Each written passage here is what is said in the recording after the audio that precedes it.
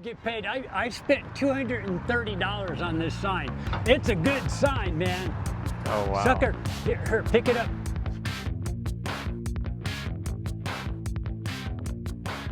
Hey, so I'm walking in Santa Monica to meet someone who's actually kind of a big deal in the world of electric cars. He co-founded the group Plug-in America back in 2005, and the next year he was prominently featured in the documentary Who Killed the Electric Car. In 2013, he caused a bit of a stir when he actually donated enough of his own money to the Democratic Party to get some FaceTime with then President Obama. But his money was actually returned and his meeting was canceled, strangely enough. This is Paul Scott, and on many days he'll spend a few hours outside a gas station taking his message directly to drivers, telling them that their gas guzzlers are not only making climate change worse, but helping Donald Trump. Do you ever worry that that's too confrontational?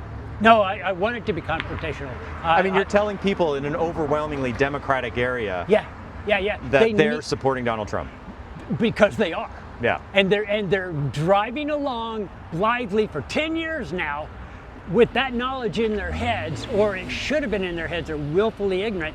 So what was it like in 2005 when you and you co-founded Plug-in America? Oh, back then, there were just a couple of thousand production electric cars in the world. The car makers that had made the cars were taking them back and crushing them. They were, they only leased them, and so they were taking them back and crushing the cars. They didn't want any examples to be extant so that people would know electric cars were available.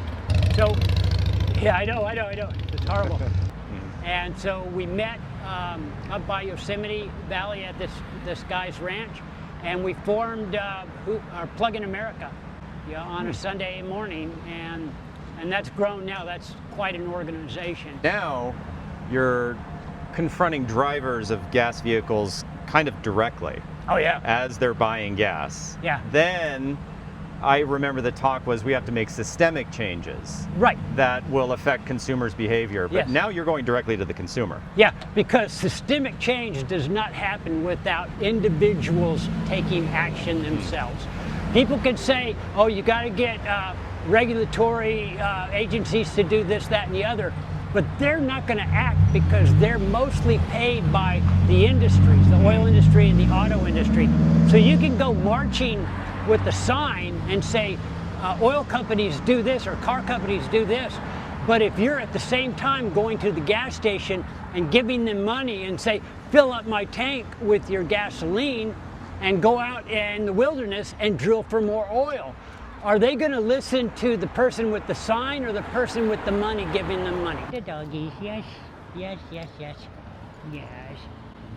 How are you today? Good, how are you? Good. I'm going to get interviewed. Oh, nice. So this is very good. Yeah. So when we first got going, everybody was excited about having electric cars again after the EV1s were crushed. And we kept thinking, okay, eventually they're going to make them. And Nissan came out with the Leaf in 2011. I even started selling the Leaf. For 4 years, I sold the Leaf. The first year, I was the global leader in sales. But then, after a few years, sales started falling off. Polluting the air with poison is bad. So giving money to your political enemies is bad. You don't have to do that anymore. Before 2011, you had to do that. Now you don't have to, and you're still doing it. That kind of pissed me off. And I lost friends over this. I lost family over this. And a lot of friends who, they like me in one way, but they really hate me in another because I call them on it. It sounds like you've grown more frustrated over the years, being an EV and climate activist. Do you have hope for where we'll be in 5, 10, 20, 30 years?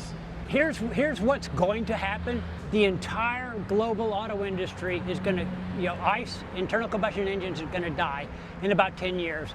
It'll take another 10 years for the existing gas-burning cars to age out. Refineries are already closing, gas stations are already closing. That's going to accelerate over the next decade, and then it's going to go real fast for the last one because people aren't going to be able to buy gas. They will sell their gas cars and get whatever used EV or new EV they can get. Think how quiet it'll be. You know those loud-ass cars that came by? That all goes away. And the beauty of this is that we get to force MAGA to drive EVs. Elon Musk and Tesla. Yeah. What are your thoughts? What are your thoughts? So Tesla is the best thing Elon Musk ever did. Sure. And it's exceptionally important because without Tesla, the entire global EV market would not exist. So Tesla has taken directly over 8 million gas cars off the road, because that's how many they've sold. Indirectly, they've taken tens of millions more off the road, because without Tesla forcing the global auto industry to go electric, that we would have none. So you can hate Elon Musk all you want. Politically, he deserves that. But to take your hate out on Tesla, which is the best thing he ever did, is counterproductive. Because here's It what is the primary driver of his personal wealth, though. I and I think understand that's the problem that a lot of people have. Here's why that shouldn't matter to you. Okay. The people saying that, for the most part, drive gas cars. So they've been giving, on average, $2,500 a year to the oil companies for basically their entire driving life. Here's what happened with the Tesla takedowns back in the first part of the year. Yeah.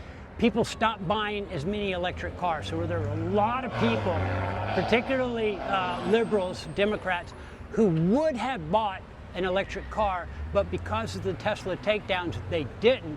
They continued buying gasoline. So the beneficiary of the Tesla takedowns was the oil industry.